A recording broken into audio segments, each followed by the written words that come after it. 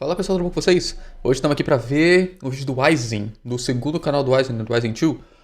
Como a Konami destruiu suas maiores franquias. PES, Metal Gear, Silent Hill, papapá. Será que ele vai falar de Castlevania? Não sei. EA e o FIFA antes do lançamento do Peraí. Eu fiz um vídeo falando sobre a EA e o FIFA antes do lançamento do eFootball, ou como eu vou Seu chamar retinho. nesse vídeo, PES 2022. O que surpreendeu algumas pessoas, pra mim, não foi nada mais do que o esperado de uma empresa que em larga escala vem acabando com suas melhores franquias. Quando falamos em Konami, quais as franquias mais conhecidas por todo mundo? Metal Gear, Castlevania, Silent Hill, PES e pros mais velhos até Contra. O que todas elas têm em comum? Estão em um estado pior do que melhor, pelo menos pro público. Algumas pessoas rapidamente associam o declínio da empresa à ideia da Konami de adentrar o mercado mobile. Algumas pessoas acham que essa foi uma mudança muito brusca, mas na verdade, não.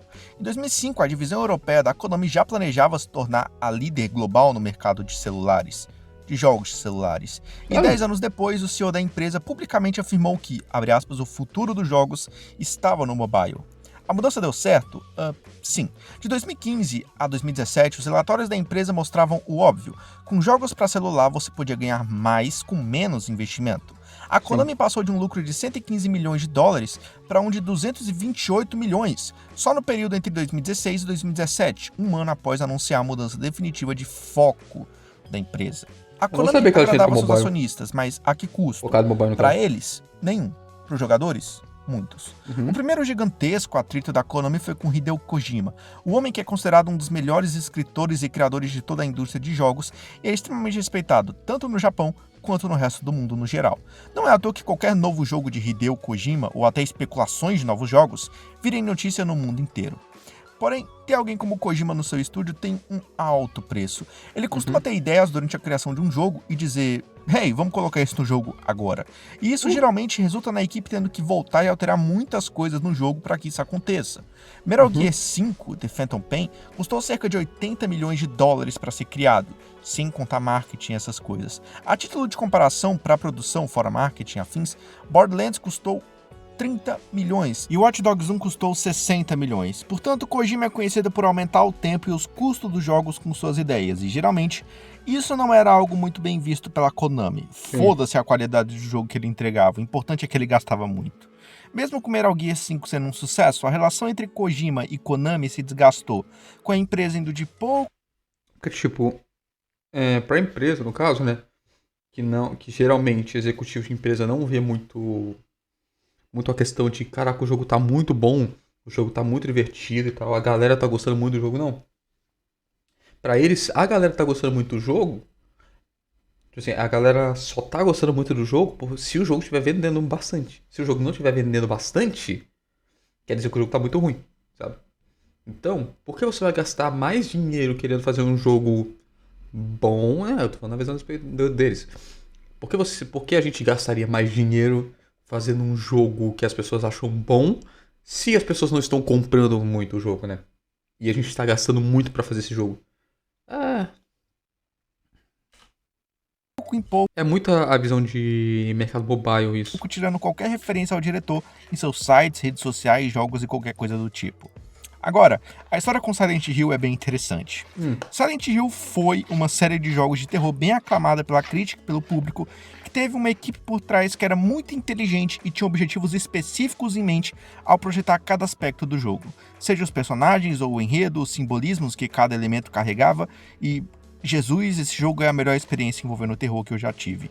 Nunca tive coragem de jogar quando era criança, mas os emuladores salvaram a minha vida. Depois que o 2 foi um sucesso, a Konami decidiu partir para a sequência. Durante a criação do terceiro jogo, os caras por trás de Silent Hill, chamados de Team Silent, se separaram e metade deles passou a trabalhar no que se tornaria Silent Hill 4 The Room, que na verdade era um projeto totalmente diferente que a Konami basicamente transformou em Silent Hill porque o nome venderia mais cópias. As empresas de videogame costumam fazer isso com IPs de jogos populares que geralmente são muito genéricos e não venderiam muito por conta própria. O exemplo mais recente provavelmente seria Metroid Prime Federation Force, um jogo que não se parece em nada com Metroid, mas que tem o nome Metroid, então é um. Voltando ao jogo de terror, depois que o Team Silent de Silent Hill 4 deixou a Konami e novos jogos da série foram feitos por pessoas que não tinham nada a ver com a série original, e por isso os mais novos nem sempre são considerados muito bons, a Konami decidiu lançar o fiasco que seria o remake em HD. A Konami contratou uma empresa para produzir o remaster do HD que não tinha muita experiência e deu a eles um código-fonte incompleto para fazer os jogos, e o resultado foi uma bagunça cheia de bugs. Além disso, a Konami teve muitos problemas com a equipe de dublagem original de Silent Hill 2 por usar suas performances sem seu consentimento legal e começou a ser processada pelos atores. Bem feito. Então, os fãs de Silent Hill foram chutados pela Konami por um tempo com a má administração do seu jogo por pessoas que realmente não entendem o que tornou Silent Hill uma ótima franquia. No entanto, havia uma luz no fim do túnel. Um dia, um jogo chamado PT foi lançado na PSN, que eventualmente foi revelado como um teaser de um jogo Silent Hill feito por Kojima, chamado Silent Hills. Óbvio. O jogo seria feito em colaboração com Guilherme Del Toro, talvez conhecido por você como o diretor de Círculo de Fogo 1, também conhecido como o Círculo de Fogo que Presta. Portanto, a série agora tinha pessoas com talento aclamado pela crítica por trás dela, criando um novo potencial bom jogo. Sim. O que poderia dar errado? Bom, quase tudo. O jogo foi cancelado e retirado da PSN e, na época, o projeto havia se tornado tão popular que videogames com a demo instalada eram vendidos muito mais caros no eBay, tipo papo de $520, em alguns casos até 1.800, e eles eram vendidos. Mas por que foi cancelado? O que era comentado por aí era que Kojima e Konami tiveram um desentendimento. Metal Gear 5 estava em desenvolvimento há anos e drenando muitos recursos. A Konami também estava passando por uma crise econômica, ao que parecia. A Konami se retirou da Bolsa de Valores de Nova York e muitas pessoas que trabalhavam na empresa falaram sobre como ela não era muito legal com eles ou com suas equipes. Então, a Konami decidiu, além de seguir um caminho de jogos mobile, dar mais focos para máquinas Pachinko, que são máquinas de jogos de, basicamente, cassino japonês. Porque a equação é bem simples, né? Mais celular, mais Pachinko, menos Hideo Kojima é igual a Konami sem precisar gastar $80 milhões em um jogo. Duh! O Pachinko é um bom negócio no Japão porque aparentemente jogos de cassino são ilegais lá. Mas quando você coloca personagens de videogame, você pode simplesmente falar que é uma extensão de um jogo, então meio que não fica mais ilegal. Então a Konami decidiu basicamente investir muito pesado em Pachinko e não apenas nas máquinas caça-níqueis padrão. Se você entrasse em um cassino agora mesmo lá nos Estados Unidos e olhasse a tela das máquinas de caça-níqueis, você ficaria surpreso com a quantidade de máquinas que são feitas pela Konami. Mas enfim, depois que o Kojima foi expulso da Konami, seu estúdio foi renomeado e seus IPs basicamente retirados de sua autoria, como se ele não existisse. Os jogadores sentiram que isso era uma grande injustiça com ele. Muitas vezes viram a Konami como completos idiotas por fazer isso e já fizeram isso com seus IPs antes. O criador de Castlevania, Team Silent e agora Kojima se foram e agora trabalham em outro lugar completamente diferente. E a Konami parece não ligar nem um pouco para eles. A última coisa que ouvimos sobre o fiasco Kojima/Konami foi que o Kojima foi proibido de ir ao Video Game Awards para receber um prêmio pelo Metal Gear 5, já que agora o jogo era exclusivamente da Konami e não dele. E para adicionar um insulto para os fãs de Silent Hill, depois que o Silent Hill 5, entre aspas, foi cancelado devido à saída de Kojima, a Konami lançou um trailer de uma máquina Pachinko com o tema Silent Hill, obviamente para provocar. Você viu como a empresa não se importa nem um pouco? Pois é. Então chegamos ao ponto mais atual dessa história. Isso é ruim também porque eles fazem... O grande problema é que eles têm muitas marcas de jogos boas na empresa deles. Eles têm Metal Gear, eles têm Castlevania, Silent Hill, as paradas assim. Eles têm muitas coisas, só que aí, justamente pelo fato da marca estar atrelada a eles e eles tecnicamente usarem para as máquinas de Pachinko as marcas, as pessoas não podem fazer um jogo bom nessa história. Igual, por exemplo, vamos dizer... por exemplo, as pessoas fazem um videogame um fangame de Silent Hill, vai. As pessoas fazem um fangame de Silent Hill. Só que aí, esse videogame de Silent Hill, ele não pode se encaixar na história pelo fato de não ser um Silent Hill, sabe? Um jogo com uma qualidade igual, melhor do que o Silent Hill, não pode se encaixar na história, mesmo que seja totalmente inspirado, não pode se encaixar na história por não ser oficial. Ou então, sei lá, um videogame de Castlevania, igual, por exemplo, o Koji Garashi, ele saiu da Konami, não foi? Foi. Ele saiu da Konami e criou o Bloodstained. O Bloodstained é um um Castlevania, da visão dele, da visão do cara que criou um monte de Castlevania bom. E não é oficial, não pode fazer parte da história oficial, não pode usar os personagens da história oficial, apesar de. Aliás, acho que nem nomes pode se usar. Igual, por exemplo, sei lá, Alucard. Cara, Alucard não é um nome totalmente negócio, só que, tipo assim, não é o nome da Konami. Mas, se ele usar no contexto de um jogo Metroidvania, obviamente ele vai estar pegando da Konami e não pode levar um processo aí. Enfim, é muito ruim, tipo assim, é muito ruim quando a empresa tem os direitos de uma coisa que todo mundo gosta, não faz nada com esse negócio que todo mundo gosta e não permite que ninguém mais faça, sabe? Isso é muito ruim, principalmente. Isso pega muito o negócio da Nintendo também. A Nintendo faz muito isso, que é igual, por exemplo, sei lá, a galera que faz fangame de Pokémon. Mano, tem os caras que ficam anos e anos fazendo um jogo de Pokémon que todo mundo gosta. Igual, por exemplo, pode pegar, por exemplo, o fangame Pokémon Uranium, que foi cancelado uns anos atrás. Mano, os caras ficaram anos trabalhando no jogo, anos vendo o negócio lá. E aí, a Nintendo o viu o jogo que eles estavam fazendo. Eles fizeram. Pô, você ficou anos trabalhando isso aí e tal, pô, você melhorou algumas coisas, você fez um negócio aqui. Dane-se, cancela esse negócio, senão a gente vai te processar. Lançamento de PES 2022, o novo jogo revolucionário grátis de futebol que botaria o FIFA pra mamar. Vocês já imaginaram jogar um jogo e falar, caralho, o FIFA não é tão ruim assim? Então, esse jogo é PES 2022. Óbvio, o jogo é grátis e a minha opinião pra isso é ainda bem, né? Imagina se alguém tivesse que pagar pra jogar isso. Lançar um produto grátis não é significado de que você tem que lançar qualquer coisa. É um desrespeito não comigo, que sou um jogador casual de PES, mas com os fãs que realmente gostam da franquia. Grande parte dos jogos competitivos hoje em dia, por exemplo, são de graça. LoL, Valorant, CSGO, COD Warzone, Apex, e eles não são necessariamente ruins, eles têm uma boa gameplay, Mas aí que tá o porém. Se o jogo. Eles obviamente não vão fazer um jogo de graça assim. Olha só aqui, ó. Vamos produzir um jogo inteiro aqui, ó, de graça pra vocês. Não. Provavelmente tem microtransação nesse jogo. Então qual que é o negócio? Você pode não estar pagando pelo jogo. Mas você está pagando no jogo. Você está dando dinheiro pra empresa de algum jeito nesse jogo. Então, você tem todo o direito de reclamar do jogo se ele estiver ruim. É. Tipo, galera compra skin no LoL mesmo, assim, mesmo que seja nada demais, comprou skin no LoL e tal, mas eles têm direito de reclamar no jogo por causa disso. Porque eles estão dando muito dinheiro pra empresa, né? E dando muito dinheiro pra empresa, eles têm que ter dinheiro pra poder fazer esse negócio. tem um bom gráfico, eles Melhorar rodam o jogo, a mais de 30 FPS. Outros jogos como Genshin Impact são muito bem feitos em todas as plataformas que ele foi lançado, tanto no PS4 quanto no celular. E por causa da qualidade do jogo, as pessoas gastam dinheiro dentro da plataforma, mesmo sendo grátis. Mas qual... O Genshin Impact, pra mim, ele é, apesar de eu não jogar muito, eu tô sem um pouco de interesse de jogar de novo, mas é um jogo bom. O que me deixou...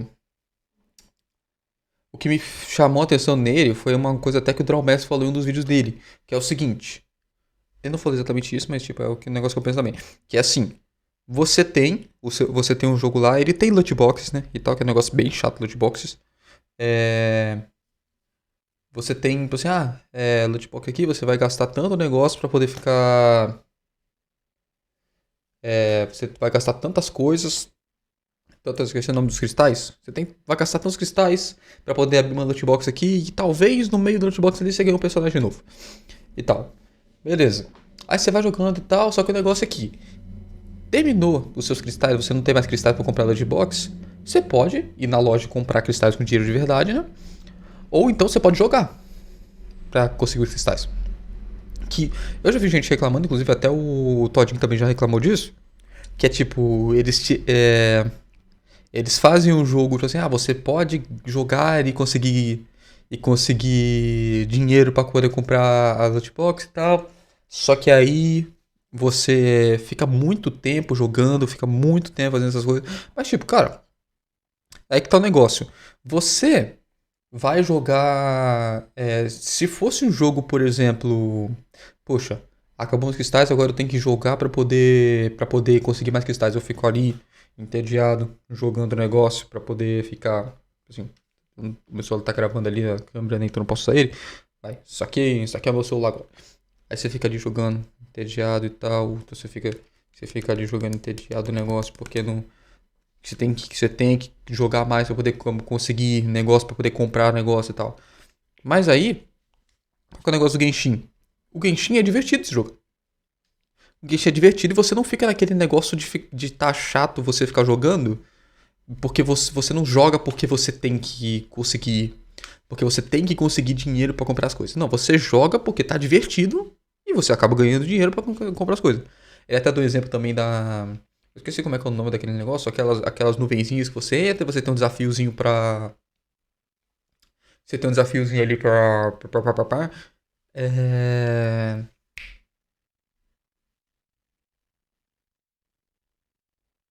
Você tem aquele desafiozinho de, tipo assim, uma batalhazinha, né, e tal, aí você aumenta o... Você faz a plantinha crescer lá e aí você recebe uns itens. Enfim, aí fala, você tem que... Só que aí você só pode ter tantas duas por dia, senão você tem que recarregar. Aí pra você recarregar, você tem que comprar com dinheiro de verdade também. Ou você tem que esperar, sei lá, 24 horas pra poder comprar. Cara, sinceramente, eu jogando o negócio lá, eu fazia assim, eu jogando assim, eu andando pela planície lá, fazendo os negócios, aí eu achava uma nuvenzinha dessa, eu resolvia, gastava, eu ia gastando e tal, e cara, não acabava o meu. As minhas luazinhas lá pra poder fazer, abrir os negócios lá, elas não acabavam. Porque eu ficava jogando, eu ficava me divertindo jogando o negócio, eu ia ganhando, não sei como que eu ia ganhando as luazinhas, mas eu ia ganhando as luazinhas e eu ia fazendo negócio lá. Tanto que chegou o ponto de eu esqueci que o negócio era limitado às luazinhas. Porque eu só ia lá, abrir o negócio e falar, gasta 10 luazinhas? Gasta.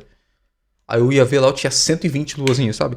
Tipo assim, é um negócio. É isso que é um negócio interessante, que é você.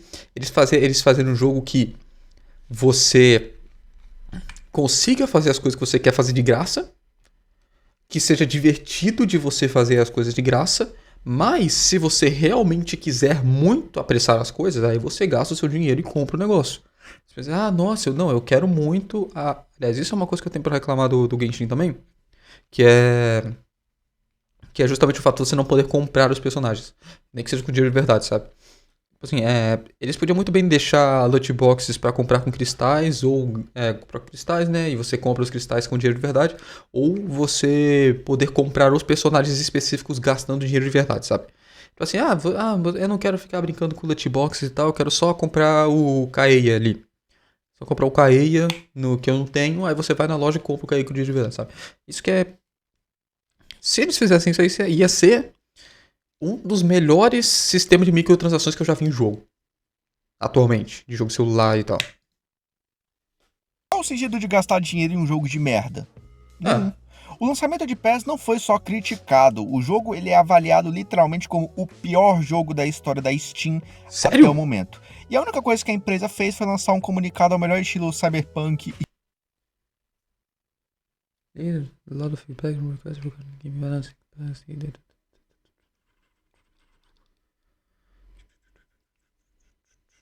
e foda-se, bola pra frente. 91% dos quase 5 mil comentários são negativos. Pro Evolution Soccer 2020 e 2021 tem 70% e 74% de avaliações positivas, respectivamente. Então você já vê o nível em que esse jogo se encontra.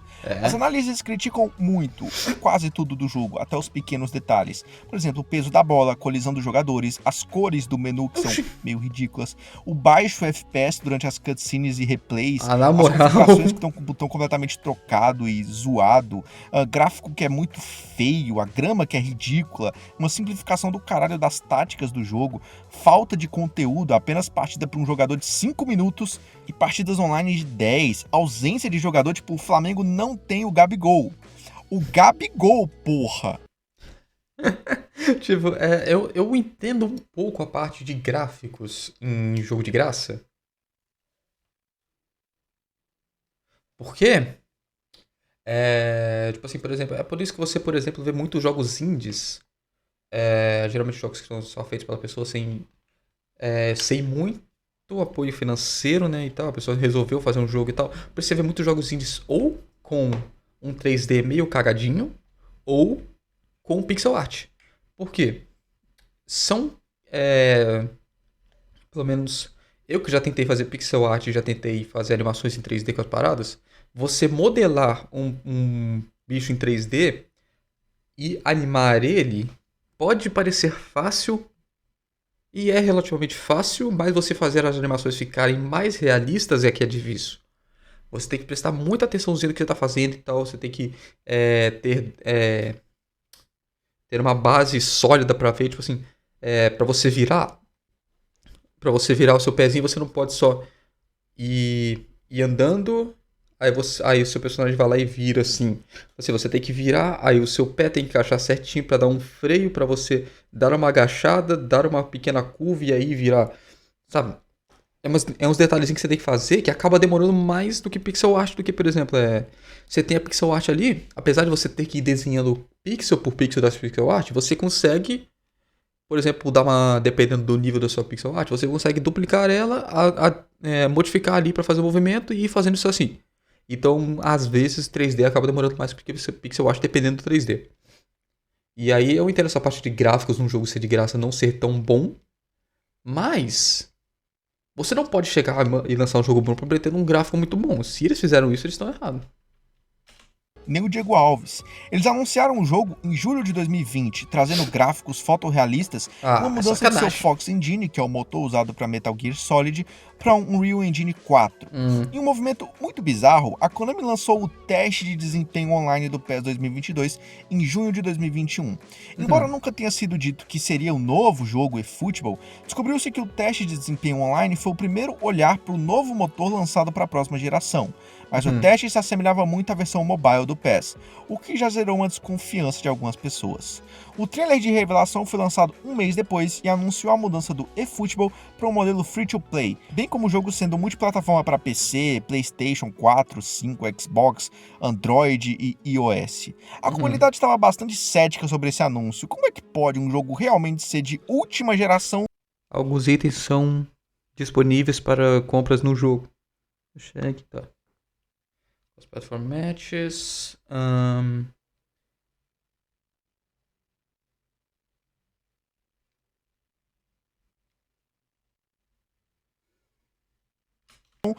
Quando ele roda em um telefone. Não houve conversa sobre nenhum modo de jogo para um jogador, tipo modo carreira ou Master Liga, mas na propaganda de lançamento, posteriormente, eles acrescentaram que a Master Liga seria uma DLC Premium e seria lançada no início de 2022. O trailer de gameplay lançado em agosto não contém clipes realmente longos de gameplay. Esse trailer ele é completamente escrito, cara. A Konami não se deu ao trabalho de Tá de contratar um sacanagem. dublador pra ler a porra do texto. Ela só jogou um monte de linha na tela e você que se foda.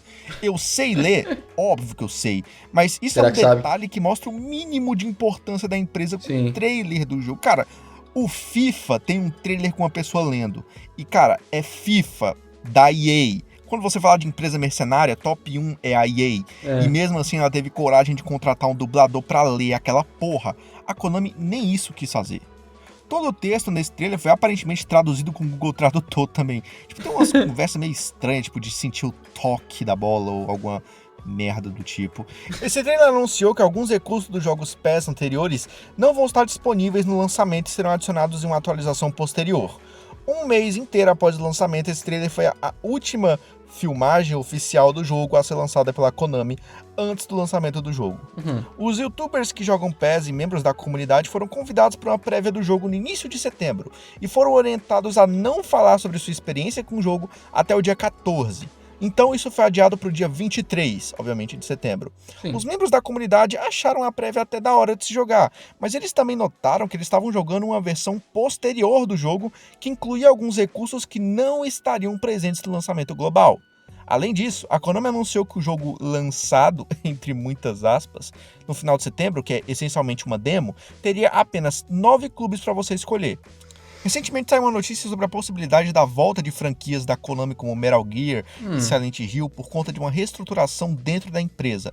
O problema é que como confiar nisso, cara? A empresa faz um jogo por ano para aproveitar o contrato dela com os times. E o público gosta de jogar um jogo atualizado quando a temporada de futebol europeu começa, mais ou menos ali em agosto. Por isso esses jogos de futebol costumam serem lançados nesse período. O PES não estava pronto e a Konami resolveu lançar o jogo sabendo disso. Essa tática não só desanima muita gente para quando o jogo for consertado, como faz as pessoas duvidarem da capacidade da Konami de entregar títulos como Metal Gear, Silent Hill e Castlevania sem os criadores das respectivas séries. Sim. Se a equipe de liderança atual da Konami não consegue reconhecer que um jogo como o PES 2022 não estava nem perto de estar pronto, como é que ela vai reconhecer quando um Metal Gear estiver na mesma situação? Spoiler, ela não vai. Mas é isso, o vídeo deveria ser só sobre o PES? Talvez, mas a Konami é uma empresa bem particular, porque ela consegue destruir praticamente tudo que ela toca. Mas é basicamente isso. Espero que você tenha gostado do vídeo e tchau. Gostei, cara, foi bom. Enfim, realmente foi isso. O que eu tinha que falar, eu falei no meio do vídeo já. E. Caraca, esse vídeo é antigo, hein, velho? Agora que eu reparei. Enfim, é isso aí. Espero que vocês tenham gostado do vídeo. Deixa o like, se inscreve no canal. Se inscreve no canal do Aizen Chu, que tá aí na descrição. E. Falou, falou.